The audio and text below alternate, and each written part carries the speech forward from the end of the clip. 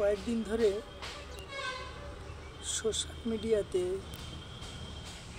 একটি ভিডিও খুব চর্চার কেন্দ্রবিন্দুতে অবস্থান করছে।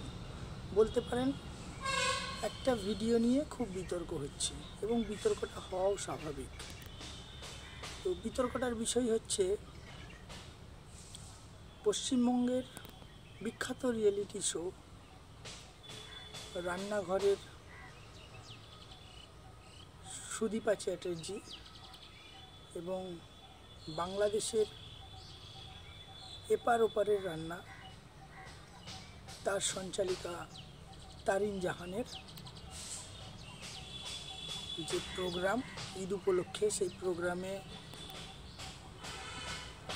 সুদীপা চ্যাটার্জিকে গেস্ট হিসেবে ইনভাইট করে সেখানে গরুর মাংসের কিমার কোপ্তা রান্না করা নিয়ে একটা আলোচনা এবং রান্নার রেসিপি, সেটা নিয়ে বিরাট একটা বিতর্কর সূত্রপাত হয়েছে, যেটা নিয়ে এপার বাংলা ওপার বাংলা এবং পৃথিবীতে বসবাসকারী সমস্ত বাঙালিদের মধ্যে, একটা শুভবুদ্ধি সম্পন্ন বাঙালিদের মধ্যে একটা বিরাট একটা অসন্তোষের সৃষ্টি হয়েছে।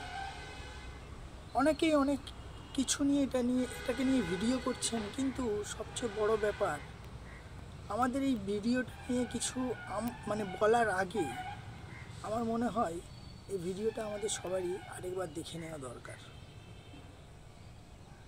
তো ভিডিওটা দেখে নিন।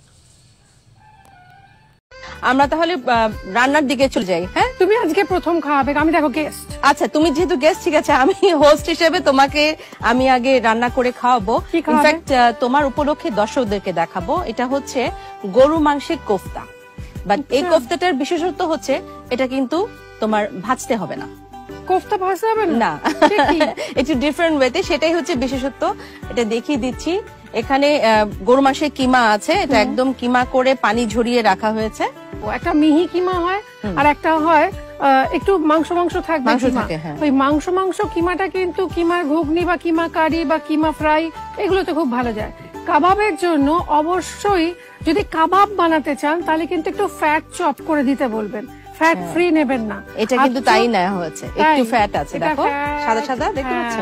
ওই কোফতাতে কি হবে, ভেতরটাকে ময়েশ্চার দেবে, বা কাবাবকেও ভেতর থেকে একটা ময়েশ্চার দরকার হয়। বাইরে থেকে তো আমরা ঘি ব্রাশ করছি, কিন্তু ভেতর থেকে ময়েশ্চারটা, চর্বির আলাদা টেস্ট। এই যে ভিডিওটা আপনারা এতক্ষণ দেখলেন, এই ভিডিওটাকে আমি একটু অন্যভাবে ডেসক্রাইব বা বর্ণনা করতে চাই। অনেকেই অনেক ভিডিওতে অনেক ব্লগার সুদীপা চ্যাটার্জিকে আক্রমণ করেছেন। আক্রমণটা কিন্তু যুক্তিসঙ্গত, কিন্তু তার সাথে সাথে আমার মনে হয় বাংলাদেশের ওই প্রোগ্রামে, যেখানে তারিন জাহানের উপস্থাপনায় এপার ওপারের রান্না প্রোগ্রামটা হচ্ছিল এবং ভারত থেকে সুদীপা চ্যাটার্জিকে বিশেষ অতিথি করে নিয়ে গিয়ে এই প্রোগ্রামটা করা হয়েছিল, তাদেরকেও কিছু বলার দরকার আছে। প্রথমে আসি তারিন জাহানের উপস্থাপনা সম্পর্কে। আমার মনে হয় জাতি হিসেবে বাংলাদেশ যে কতটা আগ্রাসী, কতটা ধর্মান্ধ, কতটা গোঁড়া, যেখানে একজন অতিথি হচ্ছে সনাতন ধর্মাবলম্বী, ওনার উপস্থিতিতেই গরুর কোপ্তা রান্না এবং ওনাকে দিয়ে তার টেস্ট করানোর যে মানসিকতা বা রান্না করানোর যে মানসিকতা, এটা একদমই সমর্থনযোগ্য নয়। এটা সরাসরি হিন্দুদের তথা সনাতনীদের, বিশ্বের যত সনাতনী আছে তাদের ধর্মীয় ভাবাবেগে আঘাত হানছে। তো আমার মনে হয় তারিন জাহানের এবং বাংলাদেশের যে মিডিয়া আছে তাদের এটাতে একটু দৃষ্টিপাত করা উচিত এবং এখনই ক্ষমা চাওয়া উচিত।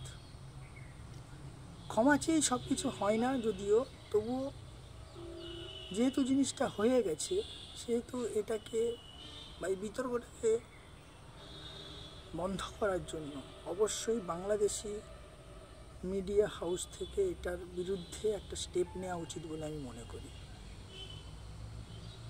কারণ আজকাল একটা ক্রেজ দেখা যাচ্ছে ভারতে, বাংলাদেশে, বিশ্বের সমস্ত জায়গায় সনাতনীকে বিভিন্নভাবে অপমান করার জন্য। আরেকটা কথা না বললেই নয়, দ্বিতীয়ত সুদীপা চ্যাটার্জি, যিনি ওই অনুষ্ঠান চলাকালীন বলেছেন যে বাংলাদেশিরা যতটা অতিথিপরায়ণ ততটা কিন্তু অতিথিপরায়ণ আমাদের ভারতীয়রা বা বিশেষ করে বাঙালিরা না। তারা নাকি পচা খাবার ফ্রিজে থাকে এবং অতিথি এলে সে পচা খাবার, বাসি খাবার অতিথিকে আপ্যায়ন করে ফ্রিজটা পরিষ্কার করে। এই যে মানসিকতা, উনি নিজের অভিসন্ধিকে গোটা ভারতবাসী তথা গোটা জাতি হিসেবে বাঙালি, হিন্দু বাঙালিদেরকে যে কলুষিত করেছেন, এটা উনি করতে পারেন না। কারণ অতিথি দেবো ভব, ভারতীয় সংস্কৃতি অনুযায়ী অতিথি হচ্ছে দেবতার সমান। তো সেহেতু আমার মনে হয় অতিথিকে এইভাবে অপমান এবং ভারতীয় সংস্কৃতিকে অপমান করার জন্য সুদীপা চ্যাটার্জিকে অবিলম্বে ক্ষমা চাওয়া এবং সবার ধিক্কার জানানো উচিত। আমার তরফ থেকেও একরাশ ধিক্কার জানালাম। আর দ্বিতীয়ত, উনি সাফাইয়ে অনেক কিছু গেয়েছেন। যখন বিতর্কটা নিয়ে প্রচুর জল ঘোলা হচ্ছে, উনি সাফাইয়ে অনেক কিছু গেয়েছেন, কিন্তু আমার মনে হয় না উনি যেভাবে ক্ষমা চেয়েছেন, ক্ষমা মনে হচ্ছে চায়নি, মন থেকে চায়নি। তো ভবিষ্যতে আমরা দাবি করব উনি যেন ওনার কৃতকর্মের জন্য মন থেকে ক্ষমা চান এবং এইভাবে সনাতনীদের টার্গেট না করেন। কারণ শুনুন, একটা সনাতনী ধর্মীয় ভাবাবেগে আঘাত করা যতটা সহজ, আমার মনে হয় অন্যান্য জাতি ধর্মকে আঘাত করা অতটা সহজ না। তো যাই হোক, আমি চাইব সুদীপা চ্যাটার্জি এবং তারিন জাহান নিজেদের কৃতকর্মের জন্য তারা উপযুক্ত শাস্তি পাক এবং সৌভ্রাতৃত্বের বন্ধনে আমাদের পৃথিবীটা গড়ে উঠুক। যদি ভিডিওটা ভালো লেগে থাকে তবে লাইক, শেয়ার, কমেন্ট এবং সাবস্ক্রাইব করবেন। আপনাদের কমেন্টের আশায় রইলাম। সবাই ভালো থাকবেন, সুস্থ থাকবেন। নমস্কার। জয় হিন্দ, বন্দে মাতরম, হরে কৃষ্ণ।